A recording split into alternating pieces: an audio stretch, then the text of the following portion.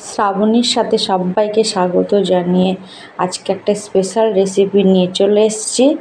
Soybean পোস্ত বা পোস্ত সয়াবিন। পোস্ত সয়াবিন কীভাবে বানিয়েছি সেটাই আজকে দেখাবো। তো এখানে সয়াবিন খেতে সবারই ভালো লাগে।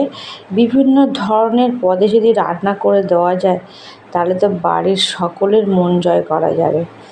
বড় থেকে ছোট সবারই ভালো লাগবে। রেসিপিটি শুরু করা যাক, চলুন তাহলে।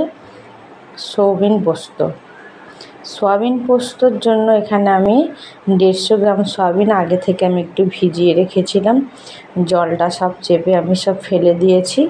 আর টুকরো টুকরো করে এখানে আলু কাটা আছে। মশলা হিসাবে কি নেব, কাঁচা লঙ্কা, আদা আর টমেটো, পোস্ত, এটাকে একসাথে আমি পেস্ট বানিয়ে নেব। তারপর রেসিপিটি যাব।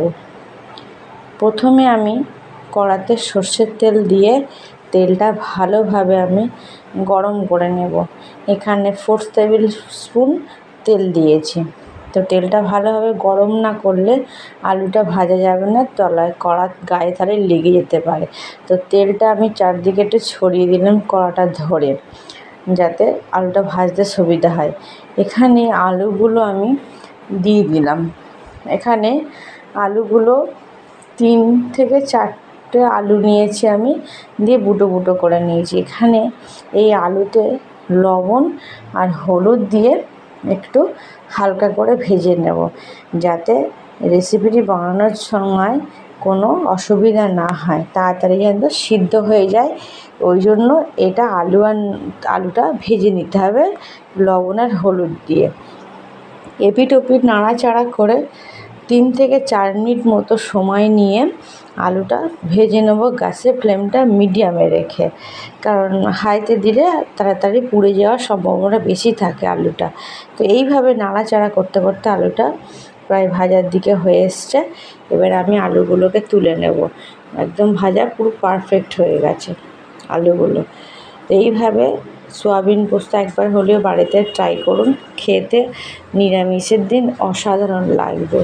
একদম সম্পূর্ণ নিরামিষভাবে আমি দেখিয়ে দেব। তো আলুগুলো তোলা হয়ে যে তেলটা আছে, এই তেলে আমি সয়াবিনটা ভেজে নেব। সয়াবিন ভেজে নিলে কি সয়াবিনের ভিতরে যে কাঁচা একটা গন্ধ থেকে যায়, সেই গন্ধটা কিন্তু আর থাকবে না। সে কারণে সয়াবিনটা একটু ভেজে নিতে হবে। তো এইভাবে নাড়াচাড়া করে অল্প তেল দিয়ে সয়াবিনটা জাস্ট একটু ভেজে নেওয়া, আর কিছুই না। তো সয়াবিন ভেজে তুলে নিয়েছি। নিয়ে এখানে পরিমাণ মতো সর্ষের তেল আমি আবার দিয়ে দিলাম মূল রেসিপিটির জন্য। এবার এখানে ফোড়ন হিসাবে গোটা জিরে, তেজপাতা, শুকনো লঙ্কা আর গরম মশলা গোটা দেব, লবঙ্গ, এলাচ, দারচিনি দিয়ে 3 থেকে 4 সেকেন্ড মতো আমি ফ্রাই করে নেব। মিষ্টি একটা গন্ধ ছাড়বে। ছাড়ার পরেই এখানে আমি যে পেস্ট বানিয়ে রেখেছি, কাঁচা লঙ্কা, পোস্ত, আদা, টমেটো, সেটা এবার এখানে আমি অ্যাড করব। মিক্সিং জারে লেগে থাকা অংশটাও জলে ধুয়ে এখানে আমি দিয়ে দেব। দেখুন কত সুন্দর একটা কালার আসছে। এই জলটা ধুয়ে এখানে আমি দিয়ে দিলাম। এবার একটু 1-2 মিনিট নাড়াচাড়া করার পর ঘরে থাকা যে মশলাগুলো আছে, শুকনো মশলা, এখানে আমি অ্যাড করব। পরপর দিতে থাকব। ফার্স্ট দেব আমি 1 চামচ হলুদ, লবণ, হলুদ, এইভাবে আমি দিতে থাকব। লবণটা দেওয়ার পরে হলুদটা দেওয়ার পর গোটা জিরের গুঁড়ো, এখানে গোলমরিচের গুঁড়ো, সব কিছু কিন্তু গুঁড়োই দেবো এখানে। ধনের গুঁড়ো, পরপর এইভাবে দিয়ে মশলাটা ভালোভাবে কষিয়ে নিতে হবে। এখানে আমি গুঁড়ো লঙ্কা বা কাশ্মীরি লঙ্কার গুঁড়ো কালারের জন্য ইউজ করলাম না, যে টমেটো পেস্ট করা হয়েছে আর এগুলোতে দিলেই মশলার কালার চলে আসবে। আপনারা চাইলে কাশ্মীরি লঙ্কার গুঁড়ো এখানে অ্যাড করে নিতে পারেন। তো এইভাবে 2-3 মিনিট ধরে মশলাটা ভালোভাবে কষাবো, যাতে কোনো কাঁচা গন্ধ না বেরোয়। কখন কমপ্লিট হবে না, মশলার গা দিয়ে যদি তেল ছাড়ে তখনই বুঝে নিতে হবে যে মশলা কষানো কমপ্লিট। এবার এখানে আলু আর সয়াবিনটা দিয়ে 2-3 মিনিট ধরে ভালোভাবে মশলার সাথে কষাতে থাকবো। এইভাবে অল্প অল্প কষাবো, আবার অল্প অল্প নাড়াচাড়া করব। এই কষাতে কষাতে এখানে অল্প পরিমাণ আমি একটু জল অ্যাড করব, যাতে তলায় পুরা না লাগে। জল দিলে কি তলায় বা নাড়তে চাড়তে সুবিধা হবে। তো এইভাবে আমি নাড়তে থাকবো। ভিডিওটি ভালো লেগে থাকলে অবশ্যই লাইক, কমেন্ট অ্যান্ড শেয়ার করতে ভুলবেন না। সাবস্ক্রাইব করার এখানে অনুরোধ রইল। পাশে থাকা নোটিফিকেশান বেল আইকনটি অবশ্যই প্রেস করে রাখবেন, যাতে নিত্য নতুন ভিডিও ছাড়ার সাথে আপনাদের কাছে পৌঁছায়। তো এখানে একটু এবার জল দিয়ে দেবো। জল দিয়ে আবার নাড়াচাড়া করতে থাকবো। এখানে কিন্তু অল্প পরিমাণ জল দিলাম, বেশি দিলাম না।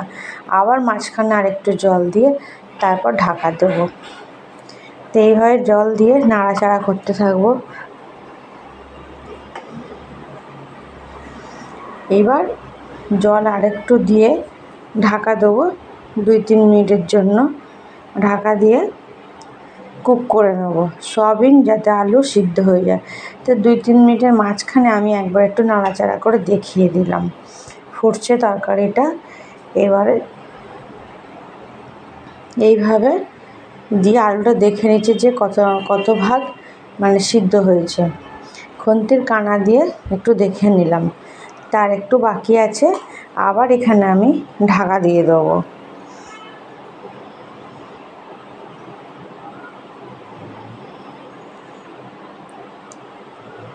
এবার এখানে আমি কি করব, প্রায় আমার রেসিপিটি শেষের দিকে হয়ে এসেছে।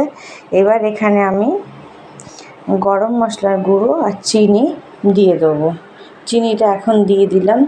চিনিটা দিয়ে ভালোভাবে নাড়াচাড়া করে মিক্সড করে দেবো সয়াবিন আলুর সাথে। আর মিষ্টি দিলে তরকারির স্বাদটা সম্পূর্ণ টেস্ট আসে। আপনারা চাইলে স্কিপ করে যেতে পারেন।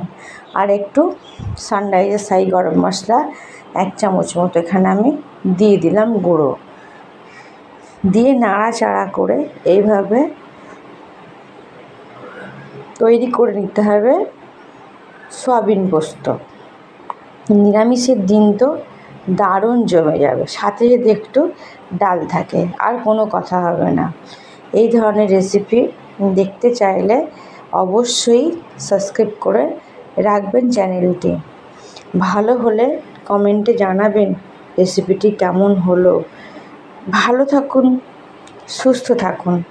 দেখা হচ্ছে অন্য কোনো রেসিপিতে নেক্সট ডেতে। Thanks for watching.